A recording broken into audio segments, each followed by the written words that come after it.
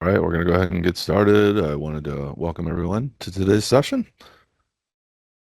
We will be talking about Stratum version 7.5, which is the latest version available, the most recent version.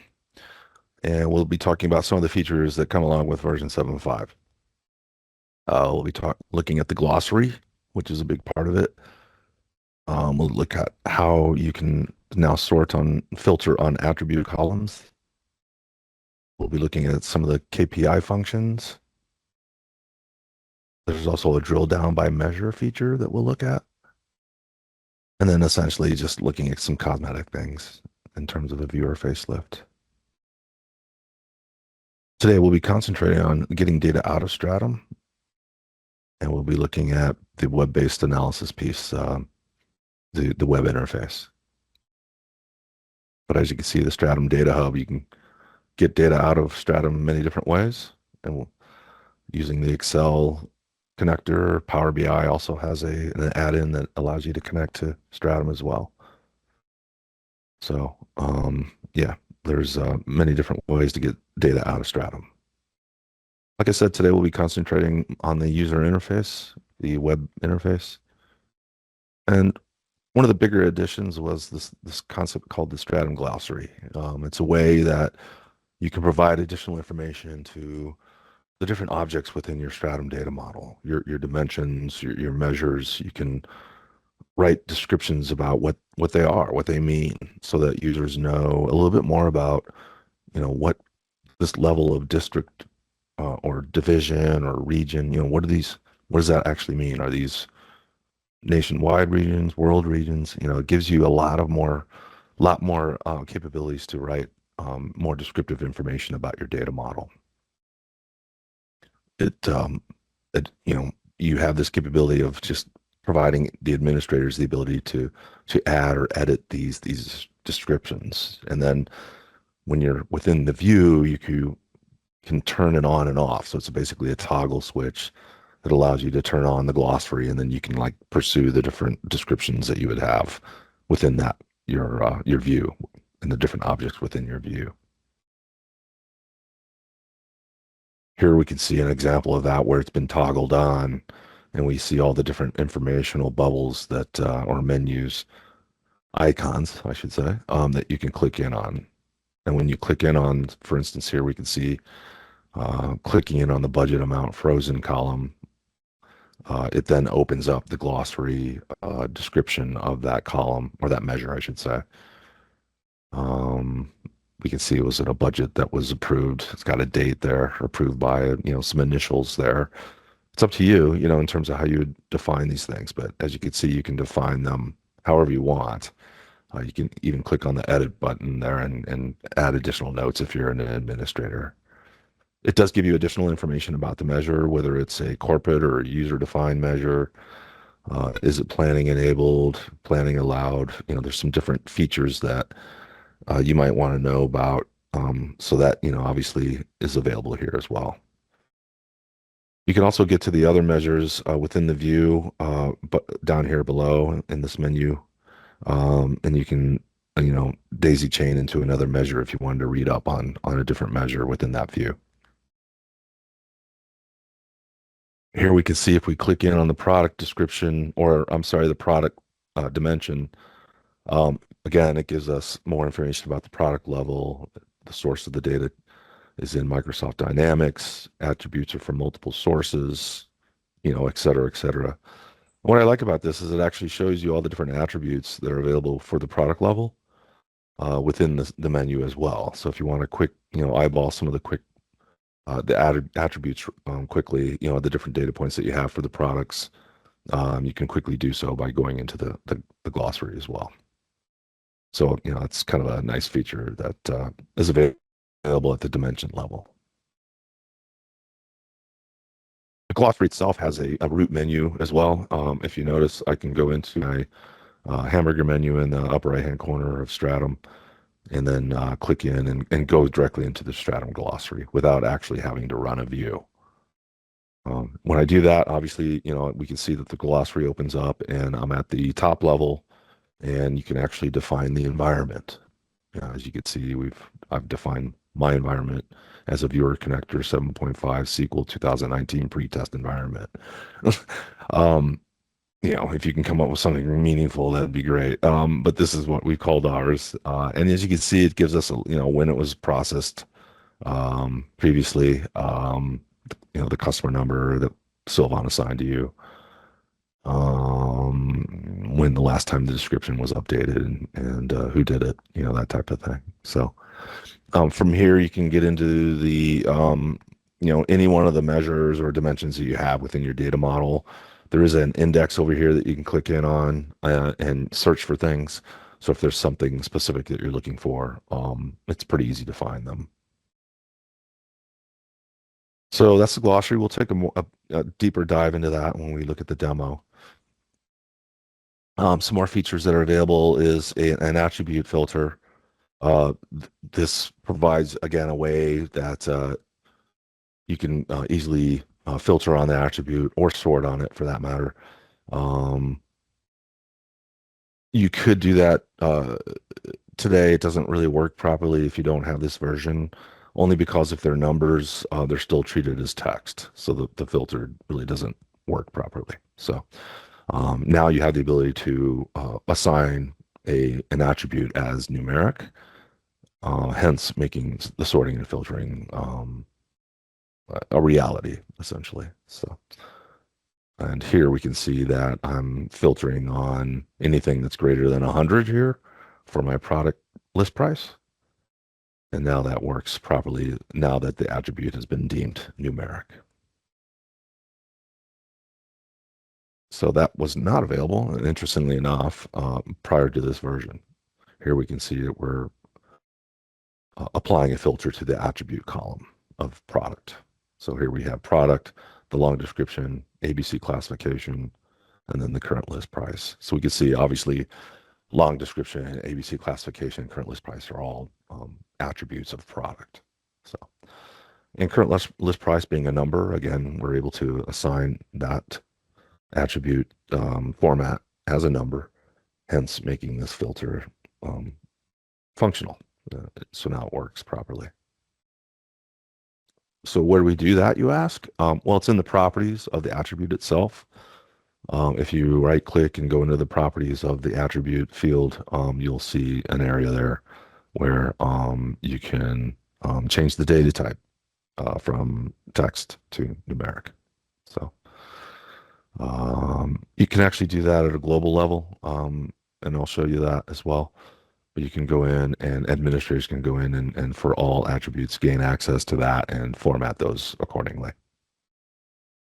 Here's the again, another filter of the list price, attribute filters and sorts. And again, it'll sort the same way as well. So as long as you identify it's a numeric column, it will work properly. Moving on to the KPIs. What does that do? Well, a couple things. You can now have, if you have a need to see a count of products or customers, at any given level, you can now use our count member function to basically build that out and have a count available for your views.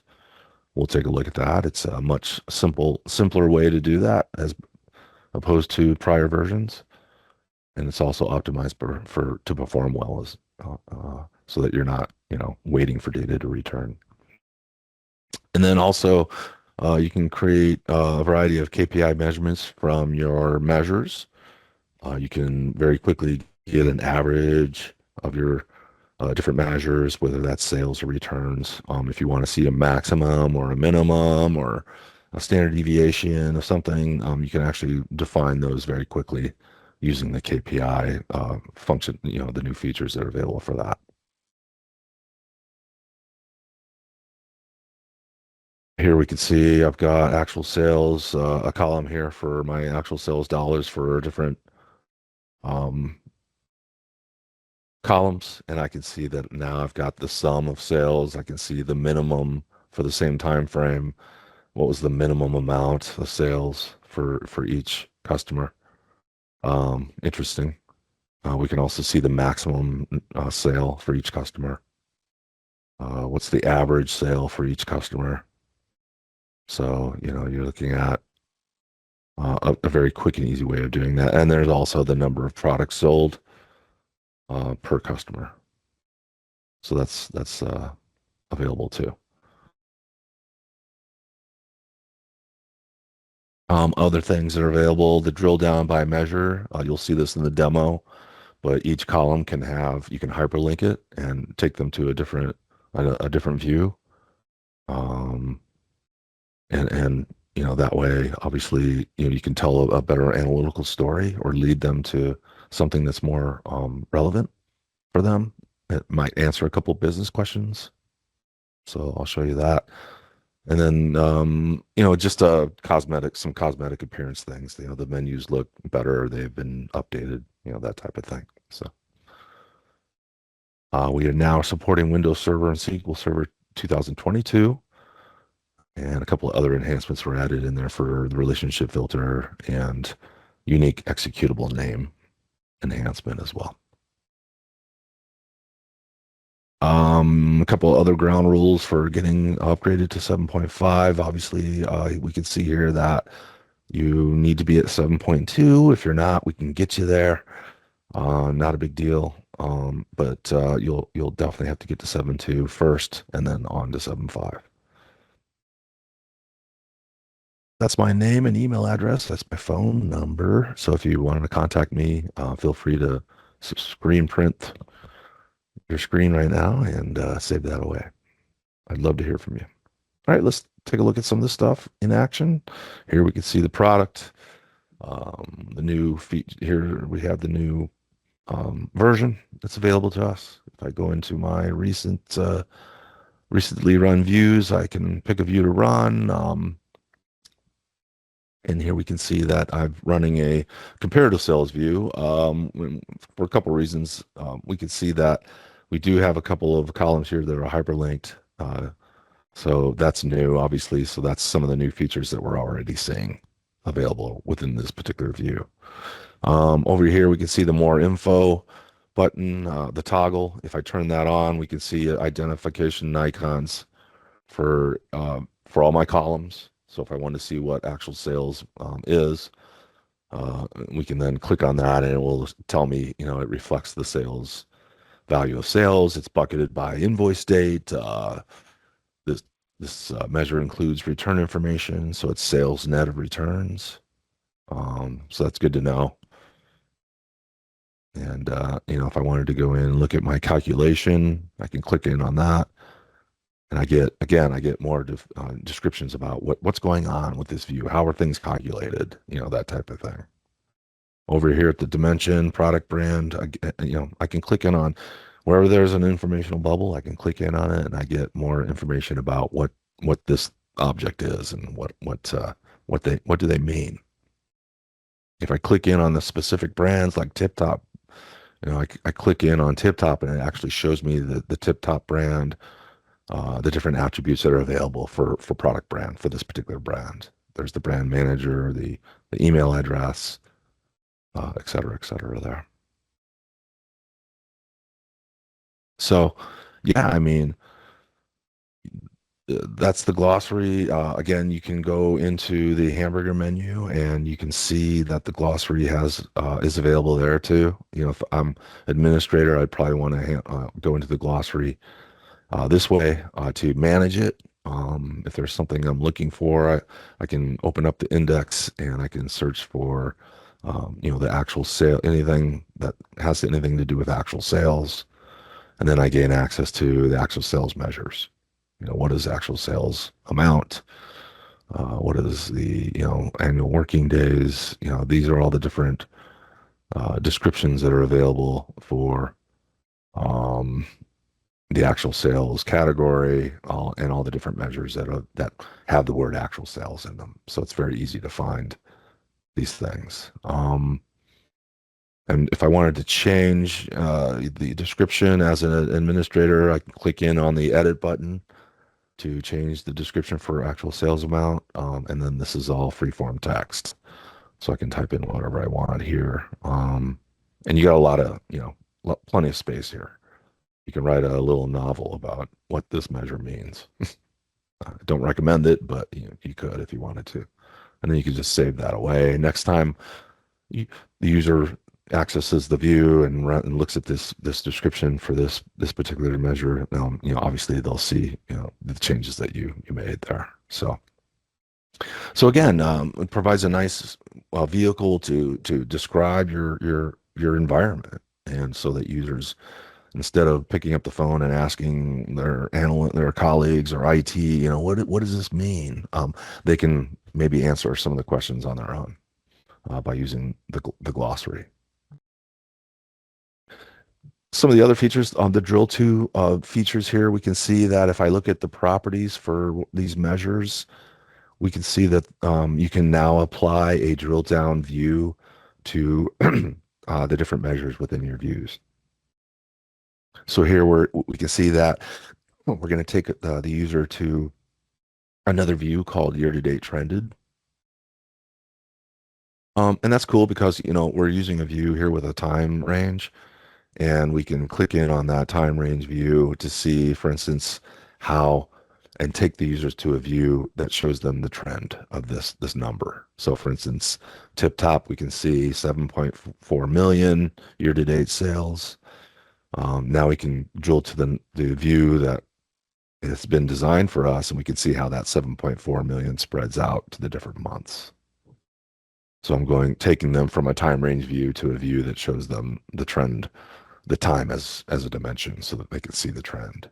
And they can drill in on it if they wanted to see the weeks and the days and how the data extrapolated out through the lower levels of time can be, you can make those available too so that they can drill to them. I can close that out and maybe pick another brand here, maybe one of my larger brands, Farm Fresh, So if I wanted to see that how that 85 million spreads out by month, so I just click it on that particular cell and it passes the Farm Fresh brand instead of the Tip Top brand, right? Pretty slick. It really works nicely. And then for this column here, it's current month sales. So comparing that to the same month of the prior year, we can see that some of these are lagging behind a little bit, and I can then see what the open orders are for that particular brand, and see if I've got enough orders here to ship out that will help bring up this number so that the monthly comparison looks a little bit better. So instead of taking them to a trended view, we're now taking them from this column, current month sales, to review their open orders, because we're now saying, hey, look, trying to make sure I check my chats on these. Okay, so I like the drill to view, right? So that's cool. So now you've got different columns that you can designate a view and take your user to those, that targeted view. If you drill down, for instance, here we can see East, Tip Top East. There's a 5.3 number. It does include the drill down, and it passes that too. So now it's past the region and the product brand as well. Really slick. They did a nice job on this. So yeah, so it's really easy to set up now, and really don't have to worry about it. You just need to tell it, what view you want to take them to next, right? So they did a great job on that.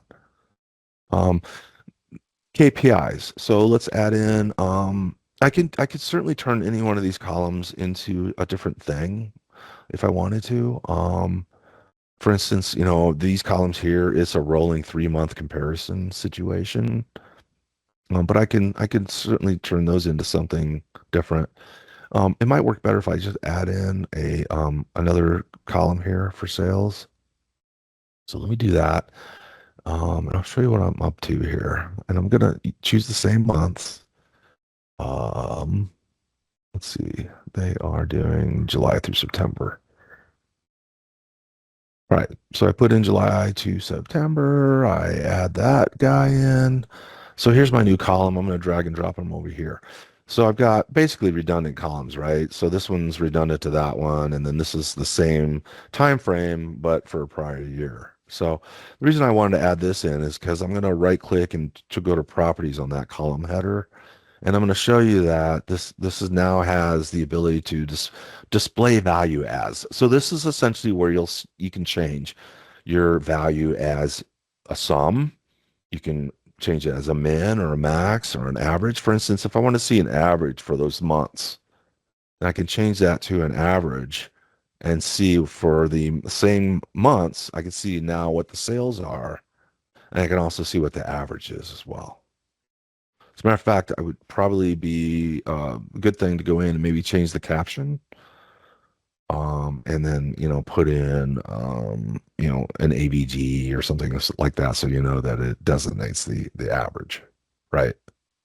And this tells a story of itself as well, right? So this is the average for 3 months. I can then see how I'm doing and compare that to my current month to see essentially almost another different type of target, right? This is a rolling 3 month average, and then here's where I'm at in terms of current month. I could change the time frames. If I wanted to maybe do something like June through August, which are closed months, might give me a little bit more of a realistic story of what to expect for 3 months of closed month sales. And that way I can see what the real average is for 3 closed months.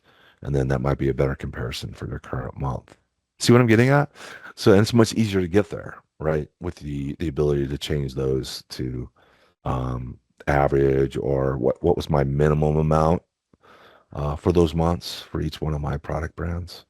And you might find dips or mins or maxes that might be anomalous. It might be certain situations where you can find some things that might tell a story, and might be good or bad, obviously. So, but now you have the ability to quickly, designate those columns, any column really, to show the value as these different measures, or these different KPIs, as I should say: min, max, average, median, variance, or standard deviation. I could see many of these, being used for analytical purposes, of course. So, and then also let's add in an average. I'm going to change over to product level. So here we can see all of our products, and I'm going to add in and my current list price, and I'm going to show you that we can use an attribute to sort and filter on. So here we can see current list price. Let's right click and do a properties check real quick on that attribute field. And we can see indeed that it's already designated as a number. But if I pull that down, by default, typically they're designated as text, but we can see that it's already been changed to number for us. And what does that mean? Well, that means that our sorting and our filtering will be true, right? It's now sorting properly. Maybe if I want to filter on it, I can now do thresholds that are greater than 95, right? And it will work and do that properly. Okay. So now you have the ability to do that on the actual column itself. On the actual column of itself, you can go in and um, sort and filter on that, um, and it will behave accordingly. It will treat it as a number. As a matter of fact, you can go in, admins can go in and go to the root level and go into manage things. And if they can go into that and go into the dimension menu, let me go to product level here. Here you can manage your product attributes at a global level. So here we can see I've already designated some of these as numeric, like current list price. So that's why that showed up in the view all ready to go, right? It was already formatted as a numeric because at a global level we've already done that.